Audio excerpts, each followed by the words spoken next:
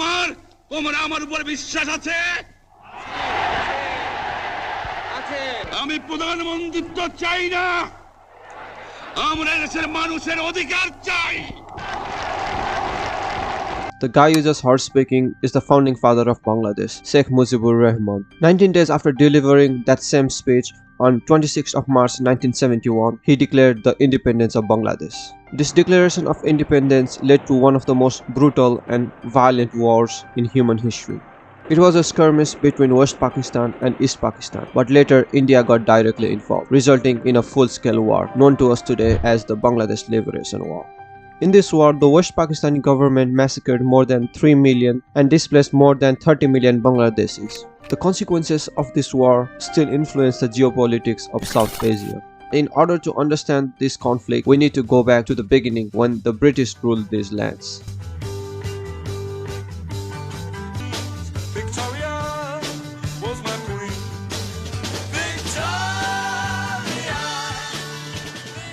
1947 marked the end of British rule in the Indian subcontinent. The British did what they did the best. They divided the subcontinent into two countries. On the east and west, there was a Muslim majority country called Pakistan, and in the middle, there was a Hindu majority nation called India.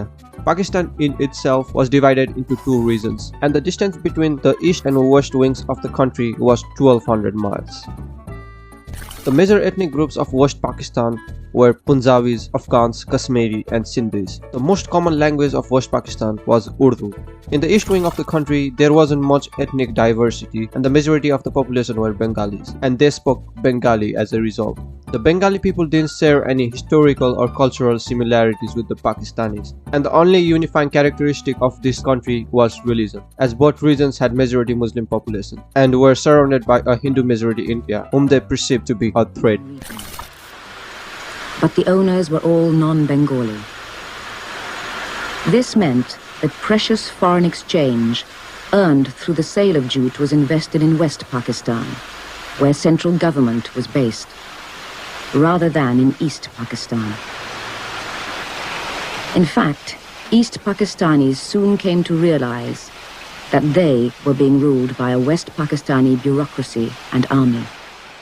Charles Smith in 1971 in an article for the Financial Times wrote, "If East Bengal is amongst the 8 poorest countries in the world, it has to be partially attributed to the fact that it is a part of Pakistan."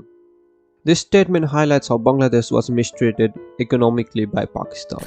Between 1950 and 1970, Pakistani government spent a total of $30.95 billion, of which West Pakistan received a large sum of $21.49 billion, which made more than 69%, even though their foreign exports made up only 41% of the total revenue.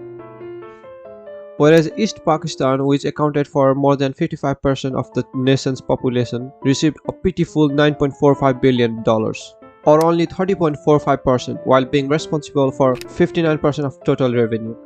By the end, East Pakistan economically transferred from a surplus one to a deficit one. West Pakistan essentially used East Pakistan as a captive market for goods they produced, the same way Great Britain had done with its former colonies. It was the perfect example of history repeating itself. Let me make it very clear to you, leave no doubt, that the state language of Pakistan is going to be Urdu and no other language.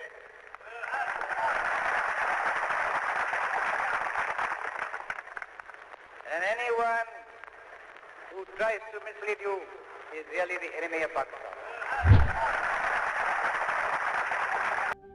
Rashtrabhasha Bangla Chai. These were the last words of innocent students who were murdered for protesting the language bill. After the founding of Pakistan, Urdu was declared the state language of the whole of Pakistan. This was because the leaders of Pakistan wanted to demonstrate the unity of the country.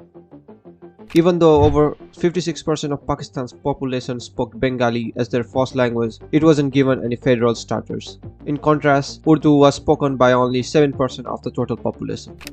The Bengali people protested this absurd notion, and this language movement reached its climax when police shot and killed several protesters in the University of Dhaka. The story of these brutal murders sparked a nationwide unrest. Eventually, the Bengali language received an official recognition in 1956, following years of civil disobedience. Many scholars believe the language movement to be the thing that inspired the Bangladeshi nationalism.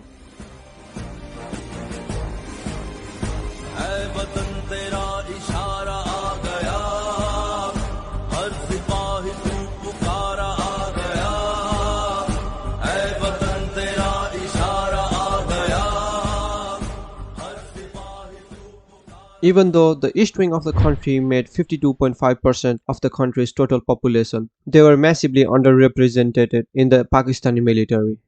Officers of Bengali origin made up just 5% of the overall armed force by 1965. Of these, only a few were in commanding positions, with the majority in technical or administrative posts. West Pakistanis said Bengalis, unlike Pashtuns and Punjabis, were not martially inclined, while Bengalis viewed the idea of martial race as absurd and demeaning. More pictures from the ravaged areas of East Pakistan. Pictures which bring home to us all the extent of this overwhelming tragedy. The wonder is that anything survived a flood of such biblical proportions. Areas as big as Scotland have become vast graveyards. Many carcasses will have to remain unburied for weeks to come. Day by day, the stench, the disease, and the contamination increase.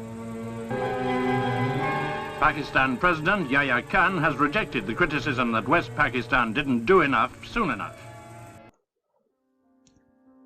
The 1970 Vola cyclone was one of the deadliest natural disasters of the 20th century.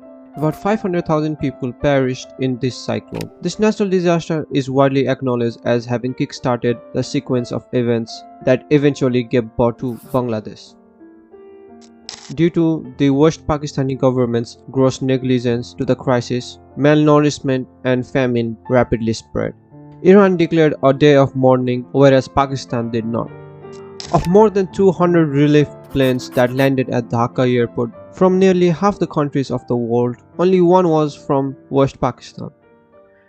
This was the response of the military leader Yahya Khan when asked about the deadly disaster.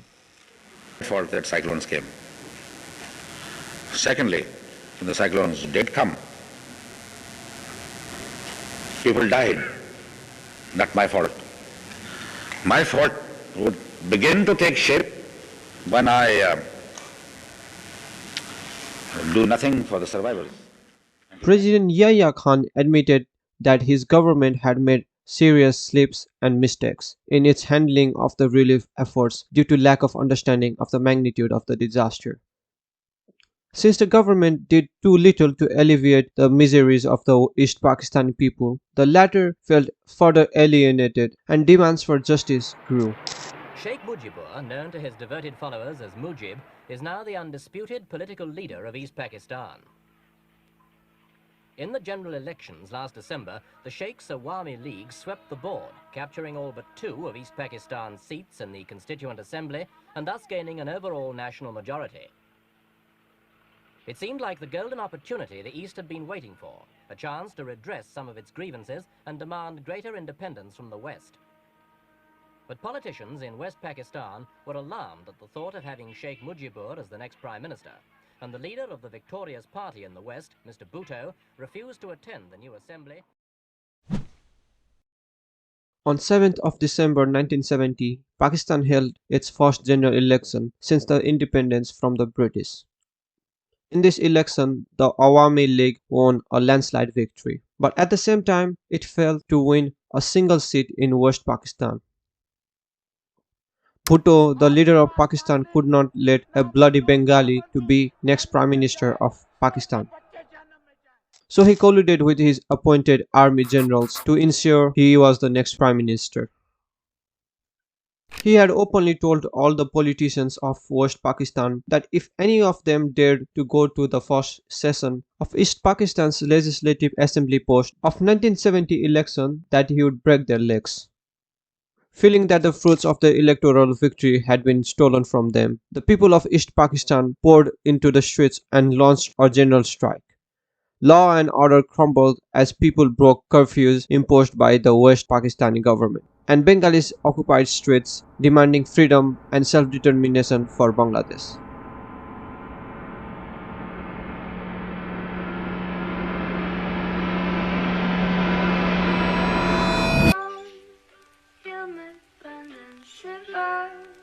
Il me paraît tout bas, c'est vrai.